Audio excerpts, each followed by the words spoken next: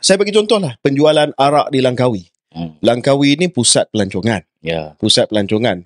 Kalau diharamkan begitu, mungkin akan menjejaskan destinasi Langkawi sebagai pusat pelancongan. Kalau tak benarkan langsung, maksudnya mungkin boleh dibenarkan untuk non-Muslim di tempat-tempat tertentu. Sebab kita tahu, MB pun tahu, pernah pergi Phuket dan sebagainya.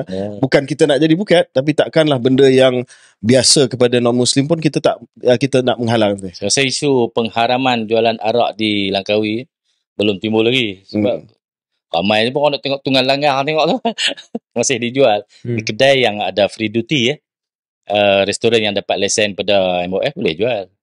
Dan dia minum lah dalam tu kan. Yang kita bimbang ni, dia dijual di kedai yang tak ada lesen dan bebas dibeli oleh siapa saja. Itu membimbangkan.